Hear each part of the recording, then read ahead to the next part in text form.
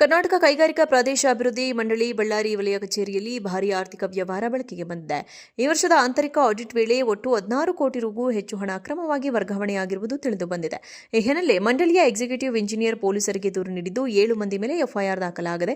2022 ರಿಂದ 2026 ರವರೆಗೆ 4 ವರ್ಷಗಳ ಅವಧಿಯಲ್ಲಿ ಒಟ್ಟು 16 ಕೋಟಿ 17 ಲಕ್ಷ ರೂ ಹಣವನ್ನು ಅಕ್ರಮವಾಗಿ ವರ್ಗಾವಣೆ ಮಾಡಿರುವುದು ಪತ್ತೆಯಾಗಿದೆ. ಈ ಪ್ರಕರಣದಲ್ಲಿ ಕೆಐಎಡಿಬಿ ಗುತ್ತಿಗೆ ನೌಕರ ಸಂತೋಷ್ ಕುಮಾರ್, ಖಾಸಗಿ ಬ್ಯಾಂಕ್ ಮ್ಯಾನೇಜರ್ ಸೇರಿ 7 ಜನರ ವಿರುದ್ಧ ಬಳ್ಳಾರಿ ಎಪಿಎಂಸಿ ಪೊಲೀಸ್ ಠಾಣೆಯಲ್ಲಿ ಎಫ್ಐಆರ್ ದಾಖಲಾಗಿದೆ. ಎಫ್ಐಆರ್ ದಾಖಲಾಗುತ್ತಿದ್ದಂತೆಯೇ ಸಂತೋಷ್ ಕುಮಾರ್ ಪರಾರಿಯಾಗಿದ್ದಾನೆ ಎಂದು ಹೇಳಲಾಗಿದೆ. ಆರೋಪಿಯು ಅಧಿಕಾರಿಗಳ ನಕಲಿ ಸಹಿ ಮಾಡಿ ಚೆಕ್ಗಳ ಮೂಲಕ ಹಣವನ್ನು ಹಲವು ಬಾರಿ ಬೇರೆ ಖಾತೆಗಳಿಗೆ ವರ್ಗಾವಣೆ ಮಾಡಿದ್ದಾನೆ ಎಂದು ಆರೋಪಿಸಲಾಗಿದೆ. ಪ್ರತಿ ವರ್ಷವೂ ಆಡಿಟ್ ನಡೆದಿದ್ದರೂ 4 ವರ್ಷಗಳ ಬಳಿಕ ಆ ಅವ್ಯವಹಾರ ಬೆಳಕಿಗೆ ಬಂದಿರುವುದು ಹಲವು ಅನುಮಾನಗಳಿಗೆ ಕಾರಣವಾಗಿದೆ. ತನಿಖೆಯ ನಂತರವೇ ನಿಜಾಂಶ ಹೊರಬರಲಿದೆ ಎಂದು ಬಳ್ಳಾರಿ ಎಸ್ಪಿ ಸುಮನ್ ಪನೇಕರ್ ತಿಳಿಸಿದ್ದಾರೆ. ಕರ್ನಾಟಕ ಕೈಗಾರಿಕಾ ಪ್ರಾದೇಶ ಅಭಿವೃದ್ಧಿ ಮಂಡಳಿ ಬಳ್ಳಾರಿ ವಲಯ ಕಚೇರಿಯಲ್ಲಿ ಭಾರೀ ಆರ್ಥಿಕ ವ್ಯವಹಾರ ಬೆಳಕಿಗೆ ಬಂದಿದೆ. ಈ ವರ್ಷದ ಆಂತರಿಕ ಆಡಿಟ್ ವೇಳೆ ಒಟ್ಟು 16 ಕೋಟಿ ರೂ ಹೆಚ್ಚು ಹಣ ಅಕ್ರಮವಾಗಿ ವರ್ಗಾವಣೆಯಾಗಿರುವುದು ತಿಳಿದುಬಂದಿದೆ.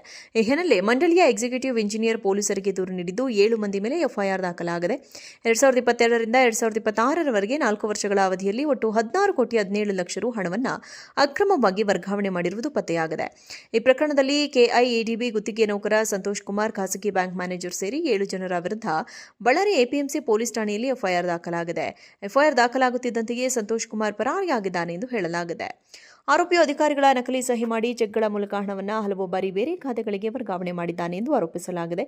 ಪ್ರತಿ ವರ್ಷವೂ ಆಡಿಟ್ ನಡೆದಿದ್ದರೂ 4 ವರ್ಷಗಳ ಬಳಿಕ ಆ ಅವ್ಯವಹಾರ ಬೆಳಕಿಗೆ ಬಂದಿರುವುದು ಹಲವು ಅನುಮಾನಗಳಿಗೆ ಕಾರಣವಾಗಿದೆ. ತನಿಖೆಯ ನಂತರವೇ ನಿಜಾಂಶ ಹೊರಬರಲಿದೆ ಎಂದು ಬಳ್ಳಾರಿ ಎಸ್ಪಿ ಸುಮನ್ ಪನೇಕರ್ ತಿಳಿಸಿದ್ದಾರೆ. ಕರ್ನಾಟಕ ಕೈಗಾರಿಕಾ ಪ್ರಾದೇಶ ಅಭಿವೃದ್ಧಿ ಮಂಡಳಿ ಬಳ್ಳಾರಿ ವಲಯ ಕಚೇರಿಯಲ್ಲಿ ಭಾರೀ ಆರ್ಥಿಕ ವ್ಯವಹಾರ ಬೆಳಕಿಗೆ ಬಂದಿದೆ. ಈ ವರ್ಷದ ಆಂತರಿಕ ಆಡಿಟ್ ವೇಳೆ ಒಟ್ಟು 16 ಕೋಟಿ ರೂ ಹೆಚ್ಚು ಹಣ ಅಕ್ರಮವಾಗಿ ವರ್ಗಾವಣೆಯಾಗಿರುವುದು ತಿಳಿದುಬಂದಿದೆ. ಈ ಹಿನ್ನೆಲೆ ಮಂಡಳಿಯ ಎಕ್ಸಿಕ್ಯೂಟಿವ್ ಇಂಜಿನಿಯರ್ ಪೊಲೀಸರಿಗೆ ದೂರು ನೀಡಿದ್ದು 7 ಮಂದಿ ಮೇಲೆ ಎಫ್ಐಆರ್ ದಾಖಲಾಗಿದೆ. 2022 ರಿಂದ 2026 ರವರೆಗೆ 4 ವರ್ಷಗಳ ಅವಧಿಯಲ್ಲಿ ಒಟ್ಟು 16 ಕೋಟಿ 17 ಲಕ್ಷ ರೂ ಹಣವನ್ನು ಅಕ್ರಮವಾಗಿ ವರ್ಗಾವಣೆ ಮಾಡಿರುವುದು ಪತ್ತೆಯಾಗಿದೆ. ಈ ಪ್ರಕರಣದಲ್ಲಿ ಕೆಐಎಡಿಬಿ ಗುತ್ತಿಗೆ ನೌಕರ ಸಂತೋಷ್ ಕುಮಾರ್, ಖಾಸಗಿ ಬ್ಯಾಂಕ್ ಮ್ಯಾನೇಜರ್ ಸೇರಿ 7 ಜನರ ವಿರುದ್ಧ ಬಳ್ಳಾರಿ ಎಪಿಎಂಸಿ ಪೊಲೀಸ್ ಠಾಣೆಯಲ್ಲಿ ಎಫ್ಐಆರ್ ದಾಖಲಾಗಿದೆ. ಎಫ್ಐಆರ್ ದಾಖಲಾಗುತ್ತಿದ್ದಂತೆಯೇ ಸಂತೋಷ್ ಕುಮಾರ್ ಪರಾರಿಯಾಗಿದ್ದಾನೆ ಎಂದು ಹೇಳಲಾಗಿದೆ. ಆರೋಪಿಯು ಅಧಿಕಾರಿಗಳ ನಕಲಿ ಸಹಿ ಮಾಡಿ ಚೆಕ್ಗಳ ಮೂಲಕ ಹಣವನ್ನು ಹಲವು ಬಾರಿ ಬೇರೆ ಖಾತೆಗಳಿಗೆ ವರ್ಗಾವಣೆ ಮಾಡಿದ್ದಾನೆ ಎಂದು ಆರೋಪಿಸಲಾಗಿದೆ.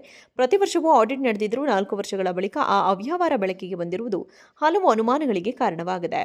ತನಿಖೆಯ ನಂತರವೇ ನಿಜಾಂಶ ಹೊರಬರಲಿದೆ ಎಂದು ಬಳ್ಳಾರಿ ಎಸ್ಪಿ ಸುಮನ್ ಪನೇಕರ್ ತಿಳಿಸಿದ್ದಾರೆ. ಕರ್ನಾಟಕ ಕೈಗಾರಿಕಾ ಪ್ರಾದೇಶ ಅಭಿವೃದ್ಧಿ ಮಂಡಳಿ ಬಳ್ಳಾರಿ ವಲಯ ಕಚೇರಿಯಲ್ಲಿ ಭಾರೀ ಆರ್ಥಿಕ ವ್ಯವಹಾರ ಬೆಳಕಿಗೆ ಬಂದಿದೆ.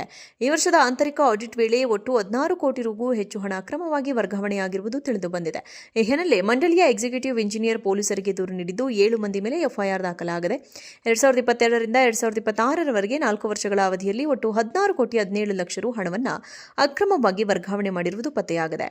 ಈ ಪ್ರಕರಣದಲ್ಲಿ ಕೆಐಎಡಿಬಿ ಗುತ್ತಿಗೆ ನೌಕರ ಸಂತೋಷ್ ಕುಮಾರ್, ಖಾಸಗಿ ಬ್ಯಾಂಕ್ ಮ್ಯಾನೇಜರ್ ಸೇರಿ 7 ಜನರ ವಿರುದ್ಧ ಬಳ್ಳಾರಿ ಎಪಿಎಂಸಿ ಪೊಲೀಸ್ ಠಾಣೆಯಲ್ಲಿ ಎಫ್ಐಆರ್ ದಾಖಲಾಗಿದೆ. ಎಫ್ಐಆರ್ ದಾಖಲಾಗುತ್ತಿದ್ದಂತೆಯೇ ಸಂತೋಷ್ ಕುಮಾರ್ ಪರಾರಿಯಾಗಿದ್ದಾನೆ ಎಂದು ಹೇಳಲಾಗಿದೆ. ಆರೋಪಿಯು ಅಧಿಕಾರಿಗಳ ನಕಲಿ ಸಹಿ ಮಾಡಿ ಚೆಕ್ಗಳ ಮೂಲಕ ಹಣವನ್ನು ಹಲವು ಬಾರಿ ಬೇರೆ ಖಾತೆಗಳಿಗೆ ವರ್ಗಾವಣೆ ಮಾಡಿದ್ದಾನೆ ಎಂದು ಆರೋಪಿಸಲಾಗಿದೆ.